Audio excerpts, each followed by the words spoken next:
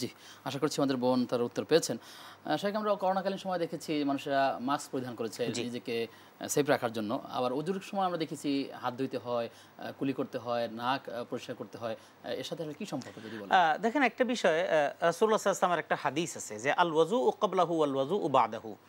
এই প্রসঙ্গে খাদ্যদ্রব্য খাওয়া দাওয়া সবকিছুর ব্যাপারে বলা হয়েছে তুমি খাবার গ্রহণ করার আগেও হাত ধো, খাবার গ্রহণ করার পরেও হাত ধো। যখন করোনা আসলো তখন কিন্তু এটা খুব প্রচার হলো যে আপনি খাওয়ার আগে সুন্দর করে হাত ধুবেন, খাওয়ার পরে সুন্দর করে হাত ধুবেন। এখন কিন্তু আর কেউ ধোয় না, ওই যে চামিচ দিয়ে খাওয়ার পরে এরপরে বা হাত দিয়ে খাওয়ার পরে টিস্যু দিয়ে মোছার শেষ। এরপরে করোনাকালীন সময় বলা হলো আপনি যখনই বাহিরে যাবেন, বাহির থেকে ফেরার পরে আপনি কিন্তু ঘরে ঢোকার আগে আপনি বাথরুমে ঢুকবেন। কিভাবে কি করবেন? আপনি মুখ ধুবেন, কিন্তু মুখ ধোয়ার আগে আপনি ভালো মতো গলায় পানি দিয়ে গড়গড়া করবেন। এরপর আপনি নাক ঝাড়বেন। রাসূল করিম সাল্লাল্লাহু আলাইহি সাল্লামের হাদিস এবং অজুর যে সুন্নাহগুলো, সেই সুন্নাহগুলোর মধ্যে অন্তর্ভুক্ত এটা যে ওয়াবালিগ ফিল ইস্তিনশাক ইল্লা আন তাকুনা সাইমান। আল্লাহ রাসূল সাল্লাল্লাহু আলাইহি ওয়াসাল্লাম বলছেন তুমি গড়গড়া করো, পানি মুখে নাও এবং তুমি গড়গড়া করো। এর অনেক উপকারিতা। কেন? ইল্লা আন তাকুনা সাইমান, শুধুমাত্র রোজা যখন রাখবা, রোজা অবস্থায় তুমি শুধু গড়গড়া করবা না। এটা রাসূলুল্লাহর হাদিস। ওয়াস্তানসির, এবং রাসূল করিম সাল্লাল্লাহু আলাইহি ওয়াসাল্লাম বলছেন যে নাকের মধ্যে পানি দাও এবং নাক ঝাড়ো। কিভাবে? এক নাকের এভাবে ধরে এভাবে তুমি ঝাড়ো, আবার আরেক নাকে এভাবে ঝাড়ো, পানি দিয়ে তারপর ঝাড়ো। কেন? আমার নাকের ভিতরে পশম দেওয়া আছে, এই পশমগুলো হলো আমার জন্য সেফটি।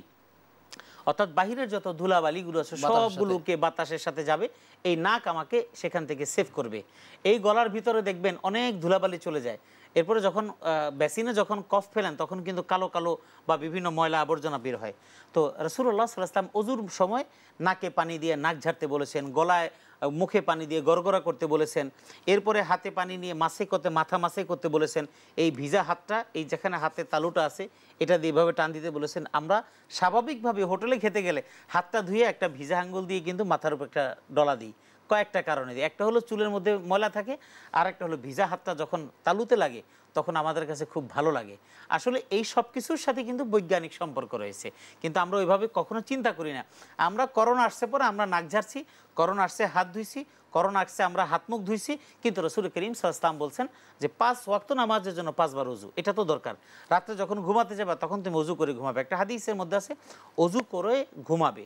আর অন্যান্য সময় একজন মানুষ যদি ওযু অবস্থায় থাকে আর সেই অবস্থায় যদি সে মারা যায়, একটা হাদিসের বর্ণনা, সে শাহাদাতের একটা মর্যাদা পাবে, শহীদ মানে শহীদের মর্যাদা পাবে।